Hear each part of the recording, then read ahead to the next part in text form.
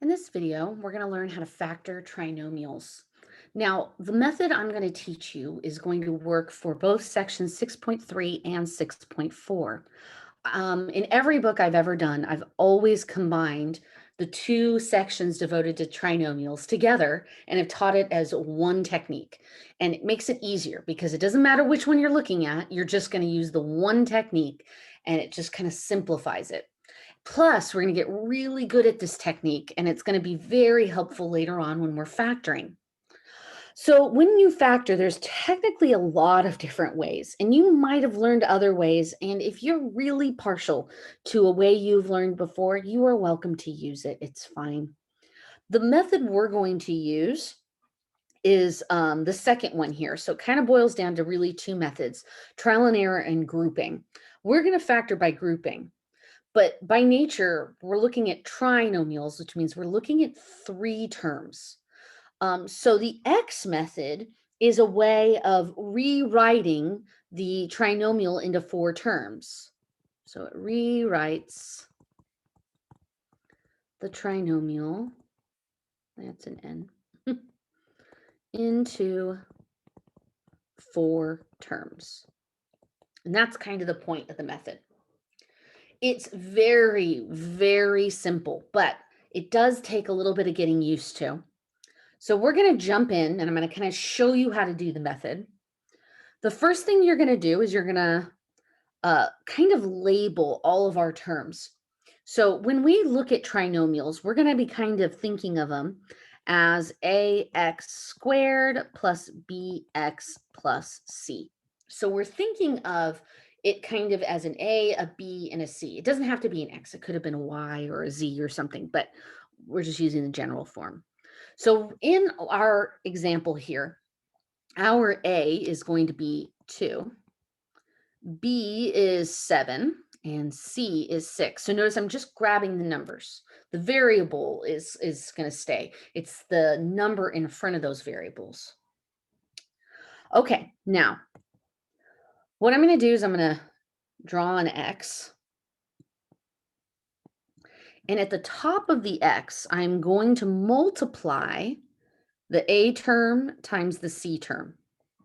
And at the bottom of the X, I'm going to put the B term. So what that's going to look like is, in our case, A is 2 and C is 6. So 2 times 6 is 12. And that's what's going to go here in the top of the X.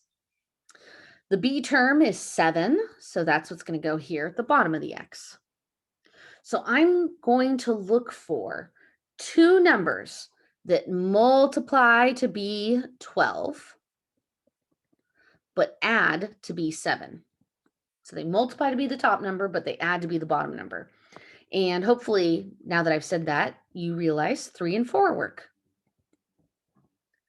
So what we're going to do is we're going to come back to our trinomial, and I'm going to rewrite it. So 2x squared is going to stay. And instead of 7x, I'm going to rewrite 7 broken up as a 3 and a 4. So I'm going to rewrite 7x as plus 3x plus 4x.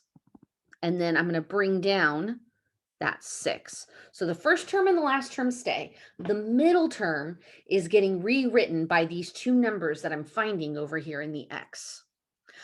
By the way, it doesn't matter the order that you wrote them in. If you wrote 4 and then a 3, it would still work.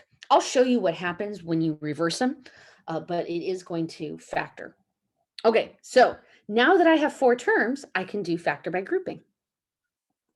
So I'm going to factor the first two terms. They have a GCF of x, and I'm left with 2x plus 3. Second two terms, they have a GCF of 2, and I'm left with 2x plus 3. So the blob matches. So I have 2x plus 3 times x plus 2. And I can always check my answer by foiling it. And I encourage you, especially on a test, make sure that it works. Take the time, multiply it out, make certain that it works. Now, I mentioned that it would have worked exactly the same if we had did it as a 4 and a 3. And I just want to show you what that's going to look like. You do not need to write this down. I'm just going to show you what the difference is. So let's just say that, okay, so 12, 7. Instead, I wrote 4 and 3. Okay, so when I rewrite this, here, let me kind of put a bar here. I would have rewritten it as 2x squared plus 4x plus 3x plus 6. And when I factor, I'm going to run out of space, but we'll try. I'm going to factor this by grouping. You do not have to write. You could just watch. This is just so that you could see that it doesn't matter. The order of these two terms over here does not matter. Okay, so I could factor out a 2x, and I'm left with, let's see, x plus 2. Second group, I can factor out a 3, and I'm left with x plus 2. So the blob is x plus 2, and I'm left with 2x plus 3. So comparing it to what we just did above, the blob is the reverse term, right? So like in our answer, we got an x plus 2, and the blob was the 2x plus 3. Here it's the exact reverse. The x plus 2 was the blob, and we were having the 2x plus 3 on the outside. So it's the same answer, just in reverse. And therefore, it doesn't matter. It's the two numbers is what matters. Getting the 4 and the 3 is what matters. The order that we write them won't make a difference. Okay, let's try another one. So we're going to start by identifying A, B, and C. I won't always do this. This is just kind of to start us off here so we're able to understand where everything's coming from. I'm going to draw my X. Oops. I wanted that in blue, please. Thank you. All right. So we're going to multiply A and C. That's what's going to go at the top of the X. So that's going to be 3 times 5, which is 15. And at the bottom of the X is the B term, which is 16. So two numbers that multiply to be 15, but add to be 16. Well, that's 1 and 15. All right. So let's rewrite this. So the 3w squared is going to stay. And instead of 16w, I'm going to now rewrite it with a 1 and a 15. So that's going to be 1w. You can just write a w. You don't have to write the 1. And 15w. I'm just doing that so you could see where the 1 went. There's nothing wrong with writing it, though. It's actually kind of helpful. So when I factor by grouping now, I can factor out of the first group, w, and that leaves me with 3w plus 1. And out of the second group, I can factor out of 5, and that'll leave me with 3w. Okay, so that when I factor out of the 5, that's a plus 1, right? It's dividing 5 by 5, so we have to put the plus 1, which works great because that is our blob.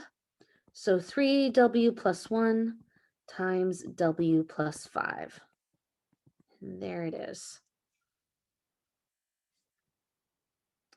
So I would encourage you to, if you're feeling like you understand, to pause the video, try the next one, and then, resume the video, make sure you did it correctly.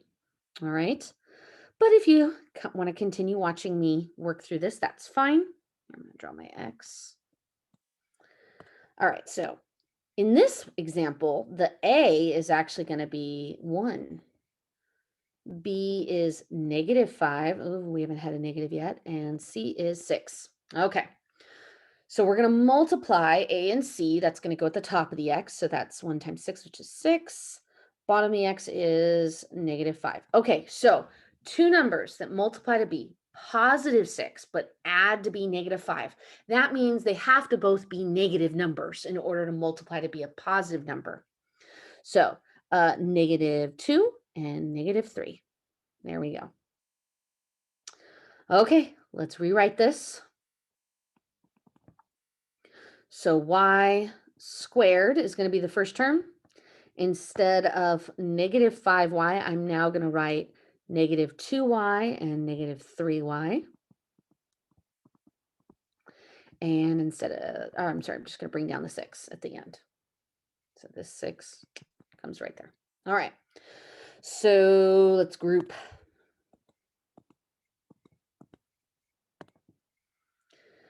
So that we can factor a y out of the first group. That's our GCF, and that'll leave us with y minus 2. Second group, we're going to factor out the negative and a 3. And we'd be left with, let's see, y. Okay, that's going to become minus 2 because we're factoring out a negative. And so our blob is y minus 2 since that's what matches. And then we're left with y minus 3. Nice. All right, let's try another one. So this one got a little trickier because they threw an extra variable in there, but we're going to pretend that it doesn't bother us. And we're still going to list our A, B, and C and try the X method, just like we've been doing it. Okay. Wow, my X's keep getting bigger and bigger. There we go. All right, so A is going to be 1 again. B is -1. And C is -20. So I'm just ignoring the variables for right now. Okay, so I'm going to multiply the A and the C. So that's -20. And then the B term is -1. So I want two numbers that multiply to be -20. So that one of them has to be positive, the other has to be negative, and that they are going to add to -1. So 5 and 4 will give me a 1, and it'll give me a -1 if the 5 is negative. So the bigger number being negative is going to give me a -1. All right. So let's rewrite this. So bringing the first term down, x squared. And instead of the -1xy, I'm going to rewrite that as -5xy. And positive 4xy. So the variable that's there in the middle term, that xy, is going to carry into both of these. They're both going to have xy's. And then I bring the last term down, so 20y squared. And now I have 4 terms. So I can factor by grouping. All right. So let's see, out of the first group, just x, no numbers. Yeah, and I'd be left with x minus 5y. Okay, I can do more in the second group. I have a 4 and a y, and I'm bringing down that plus sign. Oh, I just realized that's a -20. What a silly goose. That should be negative. So there's like my blob's not going to match. There we go. All right, so that'll leave me with x minus 5y. Okay, cool. So see, I caught that mistake because when I was going to write my answer, I was going to have a plus 5y, and those two blobs wouldn't match. All right, but the blob, it does match, and it is x minus 5y. And we're left with x plus 4y. And there we go.